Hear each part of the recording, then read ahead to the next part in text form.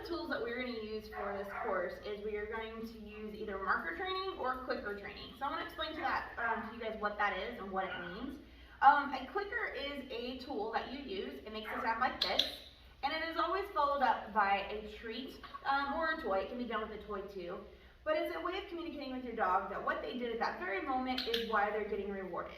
So a dog has a consequence in the association that when they hear this noise, it's always followed up by something good.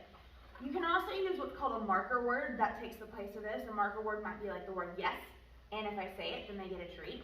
It could also use the word good. A lot of my clients use good. I personally use yes. What we're doing is we are telling the dog exactly yes. What they did at that moment is why they're getting the treat. So as you saw when he put his butt on the ground, I said yes, and he got that treat. I could click too. The thing with the clicker is he says I'm playing the game. So he's working for this click is what he's doing at this moment, which is kind of cool. He does not need a clicker. This is Colt, by the way. He is 5 years old. He's been doing this his whole life. He does not need a clicker, but he still likes the game. He still wants to work for me. So what we want to do is the clicker, there's certain rules that you have to follow with this. It is not a remote, meaning I don't point it at him when he does something. I just kind of keep it calm. I keep it kind of close to me because I don't want the dog really focused on this, right? If you guys notice, I'm only clicking one time. I'm not doing like a jackpot sound, although he's like, whoa, what was that? It is always click, then I grab a treat, and then I give the treat. It is not grab a treat and then click.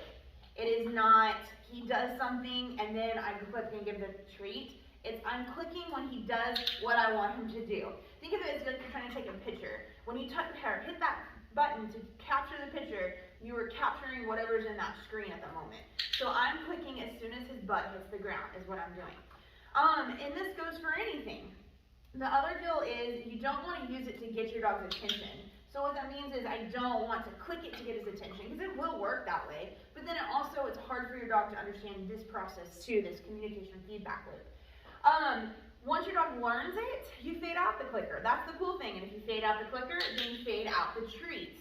I will say that if you are teaching your dog, let's say in your living room, and he does really, really well, you can fade out the clicker there. But if you bring someone into your house like a guest, you need to bring the clicker back with the treats because that's a whole new dynamic to the training situation. Same thing if you were to go outside, the backyard, front yard. Anytime you go anywhere new, you bring this back, you bring the treats back, so that way your dog understands it's the same thing everywhere. Then you fade it out just as they get better with it as well. So what you have to do if you want to use a clicker or marker word is you have to do what's called charging the clicker. Charging the clicker is you don't ask for the dog to do anything, but you click and then you just give a treat like this, okay? Sorry, I thought I heard something at my door. So you just click and you give a treat. So if you want to charge the clicker, and that's what this means is you're teaching the dog what this means, you just click, give a treat. Click, give a treat. You did drop it. Good job, bud.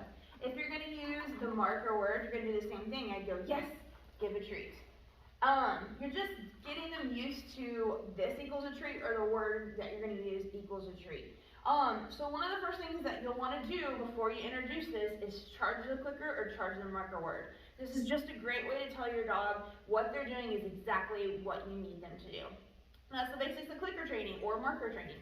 So clickers you can find at most pet stores, Amazon, places like that. I will say my favorite are the ones with a little wrist bracelet thing on there so I can do this. The nice thing is too, I don't know if you guys notice, every time I click he gets up.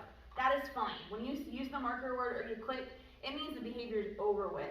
And so he's allowed to move. He's allowed to get up and do things. If I just want him to stay longer, I just wait and click a little bit later on. So this is the basics to clicker skills, what it means, how you use it, things like that. I really encourage people to use a clicker. It is a little cumbersome, but once you do get used to it yourself and your dog understands what's going on, it really, it clicks for your dog, pun intended. So your dog will learn a lot faster. Marker words are great too, and those are easy because it's just a word. You don't have to have an extra tool. So sometimes I will use both interchangeably. So hope this helps. I hope you guys are able to incorporate it into your training. And if you have any questions, just let us know. Thank you.